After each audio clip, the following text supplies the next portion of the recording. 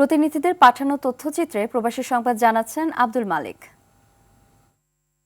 London প্রবাসী বেয়াজুল union development ট্রাস্টের আয়োজনে ইফতার মাহফিল ও আলোচনা সভা অনুষ্ঠিত হয়েছে। ট্রাস্টের সভাপতি আলহাজ মোতাহির আলী শহীদের সভাপতিত্বে ও সাধারণ সম্পাদক সেলিম আহমেদ দুলুর পরিচালনায় বিপুল সংখ্যক প্রবাসীরা অংশ নেন। মাহফিলে দোয়া পরিচালনা করেন মাওলানা শাহনুর। এতে বক্তব্য রাখেন আলহাজ কবির উদ্দিন, আনহার মিয়া, গোলাম কিবরিয়া, বদরুদ্দিন ইসলাম, সাদ মিয়া, আনসার আলী, সাজ্জাদ মিয়া, আজাদুর রহমান আজাদ, আব্দুল কুদ্দুস, আব্দুল মতিন, শামীম আহমেদ, শারজন খান সহ অনেকেই।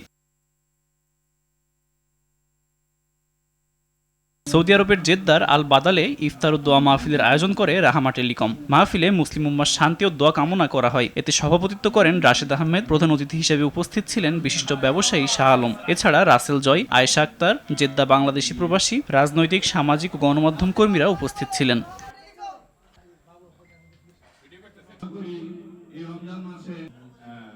সৌদি আরবের মক্কা কাকিরিয়ায় বাংলাদেশি মাছ ও শুটকি বিক্রয় শুরু হয়েছে। এখানে রূপালী ইলিশ, টাকি, বোয়াল, রুই, কই সহ প্রায় ৬০ ধরনের দেশি মাছ ও শুটকি পাওয়া যাবে। প্রবাসী বাংলাদেশিদের প্রতিষ্ঠানটি উদ্বোধন করেন মাওলানা ফয়েজ আহমেদ। কোম্পানির ব্যবস্থাপনা পরিচালক হাসান মাহমুদ, ব্যবসায়ী মঈনুদ্দিন, গাজী শাহেদ, মার্কেটিং ম্যানেজার মঞ্জুর মাওলা, মোহাম্মদ ইয়াসিন, শাকিল আহমেদ সহ অনেকে।